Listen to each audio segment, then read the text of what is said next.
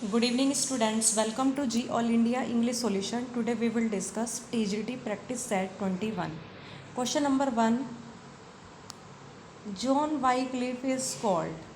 John Wycliffe को क्या कहा जाता है? तो option B is correct, morning star of reformation. तो जॉन वाइक्लिफ को the morning star of reformation भी कहा जाता है। Next question is Shakespeare has been held as the poet's poet by Charles lamb.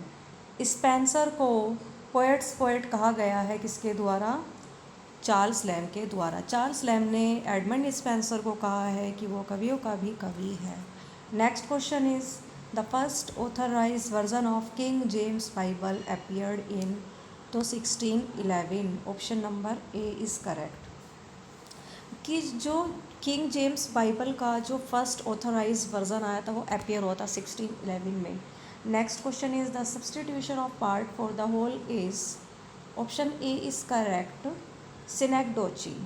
कि substitution of part for the whole, तो whole इस तरीके कोई वर्ड आ जाए तो होल के लिए, संपूर्ण के लिए अंश, अंश से संपूर्ण, संपूर्ण से अंश, तो ये होता है सिनेक्डोची। ये पीजीटी में 2002 में भी ये क्वेश्चन आया है कि the substitution of part for the whole is synecdoche. Next question is कि the rhyming of vowel sound without rhyming of consonant is known as assonance. कि वोवल साउंड की राइमिंग कॉन्सोनेंट की राइमिंग के बिना तो कहलाता है एसोनेंस। जहाँ पर वोवल साउंड की राइमिंग होती है और कॉन्सोनेंट की राइमिंग नहीं होती, उसके बिना होती है क्या? वोवल साउंड की राइमिंग, तो वो कहलाता है एसोनेंस। नेक्स्ट क्वेश्चन इज कि which figure of speech is use in the following line? Alone, alone, all alone, alone on a white white sea. तो यहाँ पे एलिट्रेशन है। देखो ए लेटर का रिपीटेशन हो रहा है यहाँ पर, तो यहाँ पे एलिट्रेशन है। तो यहाँ पे वर्णों की आवृत्ति बार बार जहाँ भी होती है वहाँ हमारा एलिट्रेशन होता है, मीन्स अनुप्रास अलंकार होता है। एलोन, एलोन, देखो ए की रिपीटेशन हो रही है यहाँ पे, तो इसलिए यहाँ पे ये है, ओ नहीं यहाँ पे ये। तो Elon, alone, all all, alone, alone on a white white sea, तो alliteration is here. Next question is, अब यहाँ पे पूछ रहे हैं कि कौन सी फिगर ऑफ स्पीच है कि authority forgets a dying king. तो यहाँ पे option A is correct personification. कि सत्ता अपने मरे हुए राजा को भूल जाती है।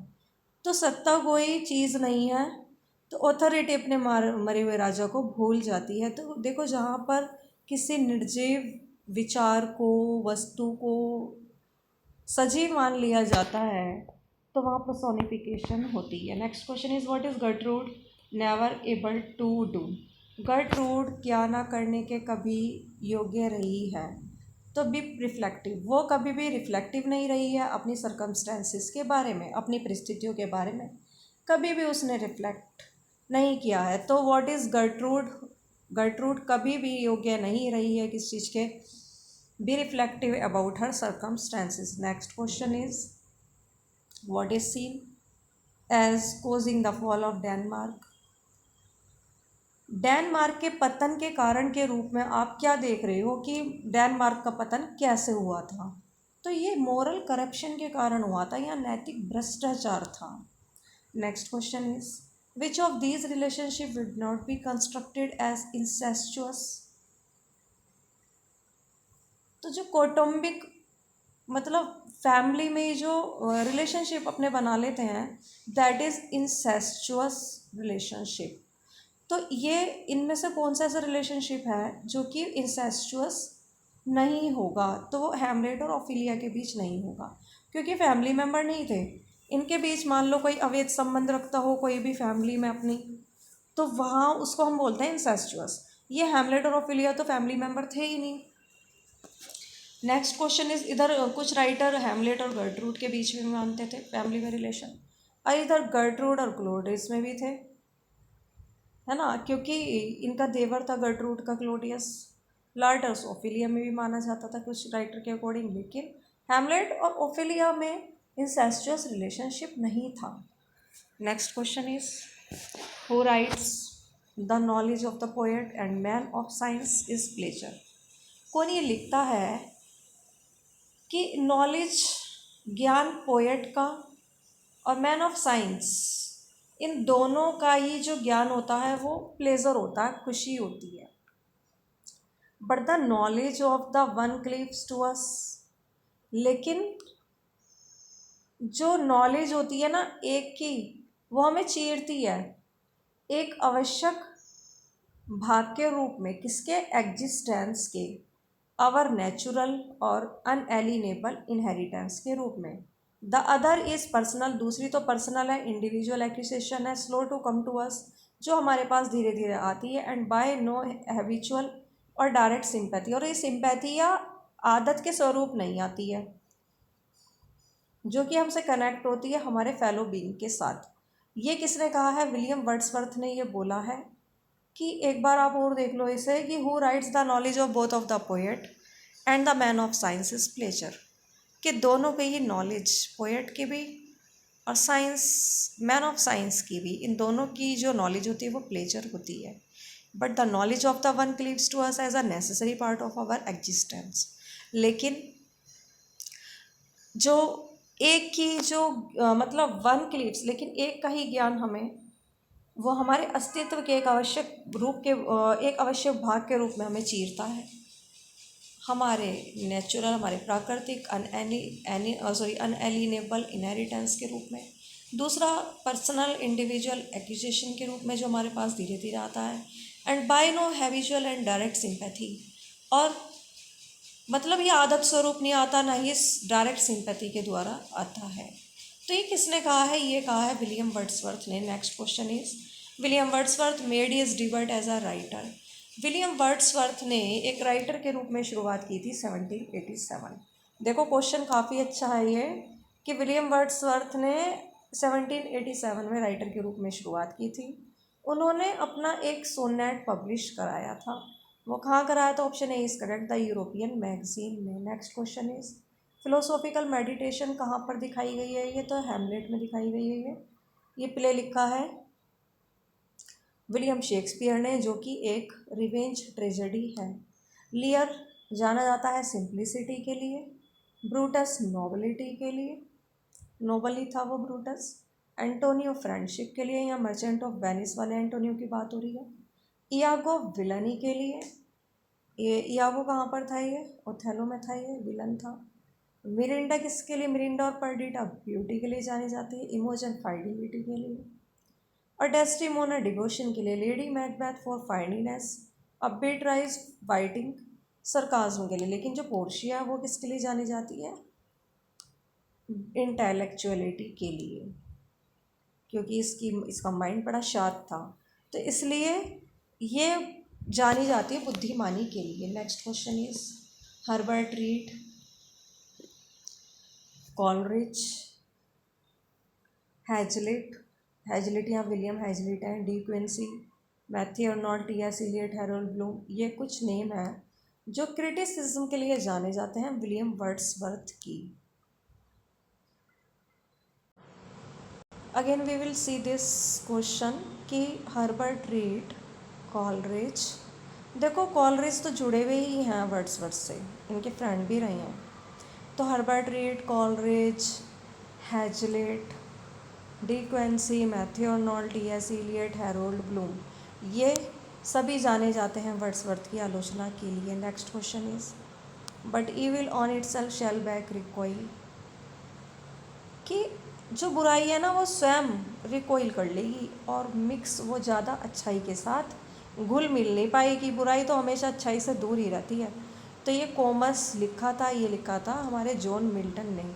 ये 17वीं सेंचुरी के पोएट रहे हैं। Next question is if virtue feeble were, यदि गुण फीबल होते हैं, अपमानित, फीबल कमज़ोर होते हैं, तो heaven itself would stoop to her, तो हेवन जो होता है ना वो स्वयं, मतलब जो स्वर्ग होता है वो स्वयं उसके सामने उसे अपमानित करेगा, यदि वर्च्यू हमेशा कमज़ोर रहेंगे तो।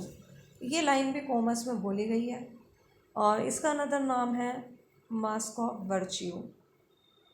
तो यहाँ पर ज़्यादातर जो इसकी लाइन है ना कॉमर्स की, इसमें वर्च्यू जरूर आपको वर्ड देखने को मिलेगा, ज़्यादातर मोस्टली लाइन में वर्च्यू देखने को मिलेगा। तो आप पहचान लेना वो कॉमर्स से ही लाइन है और जॉन मिल्टन की राइट लाइन है ये। Next question is the law is what it is a majestic edifice. Law क्या है? सिर्फ एक शानदार इमारत है ये। शेल्टरिंग ऑल ऑफ अस, हम सभी को शरण भी देता है कानून। और इसके जो स्टोन्स है ना, इसके जो स्टोन है वो एक दूसरे पर टिके हुए हैं, रेस्ट कर रहे हैं। ये लाइन कहाँ से ली गई है?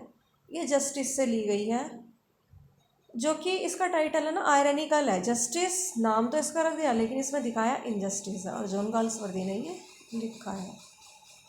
Next question is all money goes to fellows who don't know a horse from a stick. सारा ये धन फैलो के हाथ में चला जाता है और कोई नहीं जानता कि एक हॉर्स कहाँ से आता है, एक स्टिक से।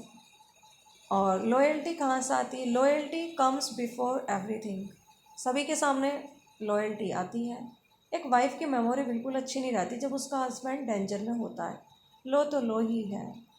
तो ये लाइन ली गई है लॉयल्टी से, जो कि लिखी है जॉन गाल्सवर्दी ने। इन्हें प्रॉब्लम प्ले भी माना जाता है, सॉरी इनके जो प्ले रहे हैं जॉन गाल्सवर्दी के, वो प्रॉब्लम प्ले रहे हैं। Next question is Galsworthy is scrupulously impartial. ईमानदारी से वो एक इम्पार्शियल रहे हैं। इन्होंने कभी भी गाल्सवर्दी ने पार्शियलिटी नहीं करी है, पक्षपात नहीं करा है। He never loads the dice, he diagnosis, वह रोगों का निदान करते हैं। उपाय का प्रेस्क्राइब, मतलब उपाय बताने की जगह ये बीमारी का निदान करना ज़्यादा अच्छा समझते हैं। But underneath the surface detachment burns a vehement pity for the victims of circumstances. किसने कहा है ये बोला लिटॉन हडसन ने। नेक्स्ट क्वेश्चन इज सिम्बली क्या है? एक फिगर ऑफ स्पीच है ये। और murmurous haunt of flies on summer eves, ये फिगर ऑफ स्पीच है। इसमें onomatopoeia, the murmurous haunt of flies. जब साउंड दिखाई देती है ना तो वहाँ पे हमारा ओनोमेटोपोइया होता है। स्पेलिंग याद कर लेना इन फिगर ऑफ स्पीच की भी, ONOMATOPOEIA। Next question is own fame, if I ever took delight in Dai praises. The figure of speech is apostrophe. देखो जिसे संबोधित किया जा रहा है, मार्क ऑफ एक्सक्लेमेशन आता है, कोमा आता है और ओ या ओ भी यहाँ पे आता है। तो जहाँ पे किसी मरे हुए व्यक्ति को, किसी डेड पर्सन को, किसी एब्सेंट पर्सन है उन्हें अगर संबोधित हम कर रहे हैं तो that is apostrophe. Next question is the waves thundered on the shore. तो ये ओनोमेटोपोइया है कि वेव्स की थंडर कैसी है, सॉरी वेव्स है ना, लहरें जो हैं उन्होंने गर्जन करी है किनारे पर, तो ये साउंड दिखा रहे हैं वेव्स की, तो ओनोमेटोपोइया है यहाँ पे। Next question is name the figure of speech कि boys will be the boys, कि बॉयज़ तो बॉयज़ ही हैं, नन ऑफ दीज है इसमें यहाँ पर एक्चुअली कि इसमें ना तो एपिग्राम है, ना पर्सोनिफिकेशन, ना लिटोटस, ना मैटनिंग यहाँ पर है।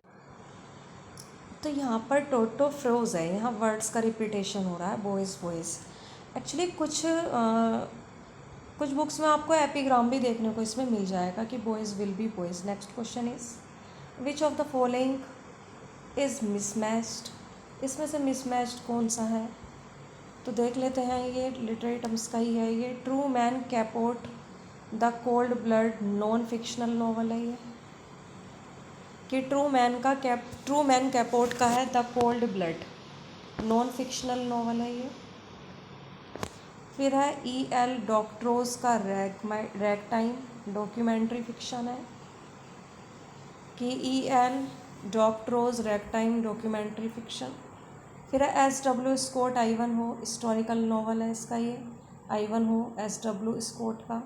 फिर है यू सिनक्लेयर द जंगल, ये कंस्ट्रोलेमैन, ये नहीं है, ये मिसमैच्ड है।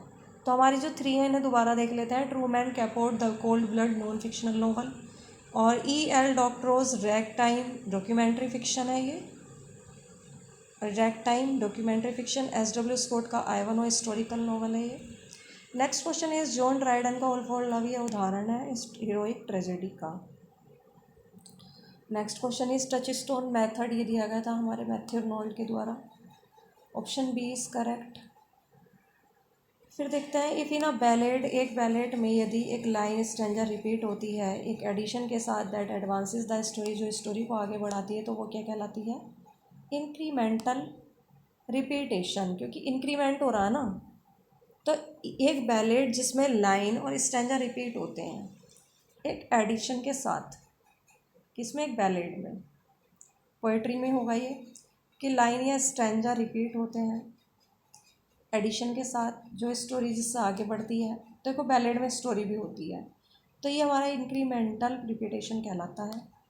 और next question is which of the following statement is not correct, इनमें से करेक्ट कौन सा नहीं है? तो इस क्वेश्चन को भी छोड़ देते हैं क्योंकि इस क्वेश्चन में अभी ऑप्शन सारे नहीं हैं। Thanks for watching this video, please like, subscribe and share.